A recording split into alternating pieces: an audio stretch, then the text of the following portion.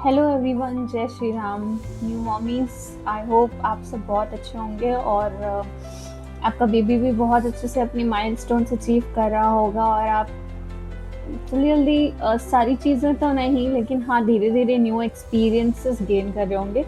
जैसे मैं भी एक न्यू मॉम हूँ, मेरा 3 मंथ का बेबी है और मुझे बहुत सारी नई चीज़ें सीखने को मिल रही है। जैसे अभी रिसेंटली मेरे हस्बैंड ने मेरे साथ एक रील शेयर की थी जिसमें माउथिंग के बारे में लिखा हुआ था कि बच्चे अगर बार बार हाथ को मुंह में डालते हैं ना तो उनको इन्फेक्शंस हो सकते हैं, तो इसीलिए आप दिन भर उनके हाथ साफ करते रहिए। आज हम उसी बारे में बात करेंगे कि माउथिंग कोई बहुत बड़ी चीज़ नहीं है। ये एक माइलस्टोन होता है जो बच्चे अचीव करते हैं 3 से 5 महीने के बीच में। मेरा बेटा 3 महीने का है अभी। वो सारा दिन, चाहे उसको भूख लगे, चाहे वो मस्ती कर रहा हो, चाहे वो खेल रहा हो, वो सारा दिन अपना हाथ मुंह में डालते रहता है। तो माउथिंग और थम सकिंग के बीच में एक डिफरेंस होता है। थम सकिंग अगर आपका बच्चा कर रहा है तो उसको आप हटाएं हाथ को, क्योंकि थम सकिंग एक ऐसी हैबिट होती है जो लग जाती है तो नहीं छूटती है। मैंने अपने ही आसपास के एनवायरनमेंट में लोगों को देखा है थम सकिंग करते हुए। 4-4 5-5 साल तक बच्चे थम सकिंग कर रहे हैं, सोते उठते बैठते चिड़चिड़े हो जाते हैं। देन एक आंटी थी जिन्होंने अपना एक्सपीरियंस शेयर किया। उनका बेटा 30 साल का है, वो अभी भी अंगूठा चूसे बिना नहीं सोता है। तो थम sucking is very dangerous for your kids. अगर आपका बच्चा वो कर रहा है तो आप उसको रोक सकते हैं, बट जो पूरे हाथ को वो मुंह में डाल रहा है, विच इज़ कॉल्ड माउथिंग, ये बिल्कुल भी खराब नहीं होता है। इसको लेके बहुत सारे मिथ्स होते हैं। मिथ्स ये हैं कि कुछ घर वाले आपके कहेंगे कि बच्चा अगर पूरा हाथ मुंह में डाल रहा है ना तो उसको इन्फेक्शन हो जाएंगे। सो ऐसा नहीं होता है। बच्चा अपने अंदर एंटीबॉडीज डेवलप कर रहा होता है।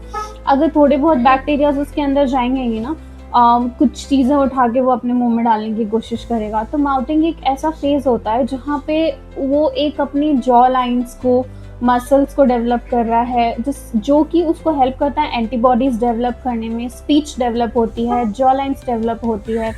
ऐसा कुछ नहीं होता है क्या कि माउथिंग करने से उसके मुंह का शेप बिगड़ जाएगा या होठ बड़े हो जाएंगे। ऐसा कुछ भी नहीं होता है। ये सारी चीज़ें मिथ है। अगर आपको फिर भी ऐसा लग रहा है कि आपका बच्चा ये करने के बीच में बार बार बीमार हो रहा है तो आप अपने पीडियाट्रिशियन से कंसल्ट करें।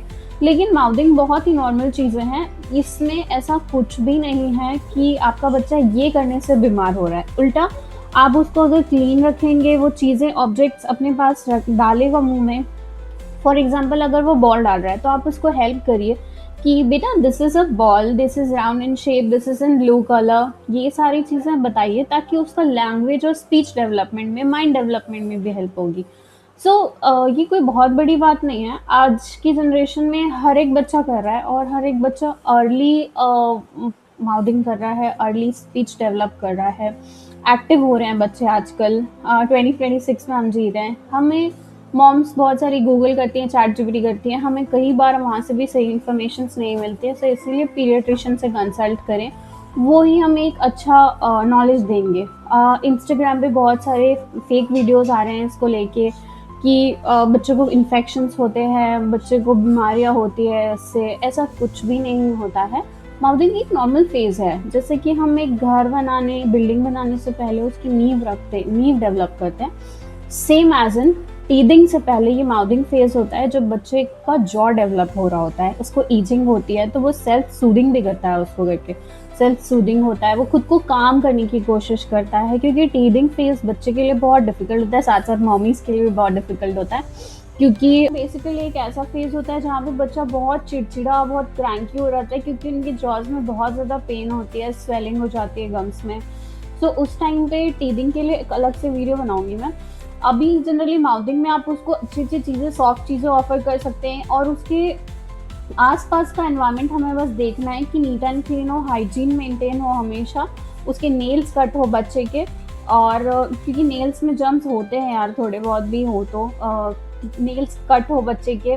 और जो भी हम ऑब्जेक्ट्स ऑफर कर रहे हैं वो स्मूथ हो, सरफेस उसका थोड़ा अच्छा हो, टेक्सचर अच्छा हो। जैसे कि बॉल्स ऑफर कर सकते हैं हम, सॉफ्ट टॉयज ऑफर कर सकते हैं जो बच्चा मुंह में डाले तो उसको लगे ना। अब बेसिकली ऐसा होता है क्या कि हम छोटी सी चीज़ें, कोई भी चीज़ें उससे दूर रखें, जैसे बटन्स है, बैटरीज है, ये सारी चीज़ें उनसे दूर रखें ताकि वो उसको मुंह में डाले। तो ये ऐसा ना है कि बच्चा उसको निगल ले और फिर गले में जाके फंस जाए, फिर वो बहुत ज़्यादा डेंजरस हो सकती है सिचुएशन। सो प्लीज़ ये ध्यान रखना है कि बच्चे के आसपास सरफेस में ऐसी कोई चीज़ें ना हो। इस चीज़ को एक्सप्लोर करके बच्चा स्पीच डेवलपमेंट तो कर ही रहा होता है, सेल्फ सूदिंग कर ही रहा होता है, साथ ही साथ ऐसा होता है ना कि इस फेज़ में बच्चा टेक्सचर को भी पहचानता है। फिर उसके बाद टेस्ट बड्स डेवलप हो रहे रहते हैं। इस फेज़ में आप देखेंगे बच्चों को बहुत ज़्यादा लार आते हैं। ये सारी चीज़ें बहुत नॉर्मल है बच्चे के लिए। ये सारा प्रोसेस 3 टू 5 मंथ्स के बीच में होता है टीथिंग से पहले, क्योंकि 5 मंथ्स के बाद जनरली बच्चों को टीथिंग प्रोसेस स्टार्ट हो जाता है। सो ये 3 से 5 महीने जो है बच्चे सेल्फ सूदिंग कर रहे होते हैं और खेल रहे होते हैं। और हर बार ऐसा ज़रूरी नहीं है कि बच्चा अगर हाथ मुँह में डाल रहा है तो उसको भूख ही लगी हो। ऐसा ज़रूरी नहीं है। बच्चा बहुत क्रैंकी होता है, भूख लगी तो वो अलग साइंस देता है। हर बार ये नहीं है कि उसको भूख ही लगी हो। और ये भी मिथ बहुत गलत है कि बच्चे की उँगलियाँ खराब हो जाएँगी, जॉ लाइन खराब हो जाएँगी, मुँह का टेक्स्ट मतलब शेप खराब हो जाएगा, ऐसा कुछ नहीं होता है। ये सारी चीज़ें जेनेटिक होती है और माँ-बाप के ऊपर ही जाएगा बच्चा। एट द एंड ऐसा ही होगा कि या तो वो मम्मा की तरह दिखेगा या वो पापा की तरह दिखेगा ऑब्वियसली। सो यही था इन्फॉर्मेशन न्यू मॉमीज़ के लिए। और ऐसी इन्फॉर्मेशन वीडियोस के लिए हमारी वीडियोस देखते रहें, हमारे यूट्यूब चैनल पे बने रहें, वाइब विथ हर Ekta. Thank you so much for watching our video. I hope आप सब अच्छे से मस्त और स्वस्थ रहें और अपने बेबीज़ के साथ खूब एंजॉय करें। Thank you.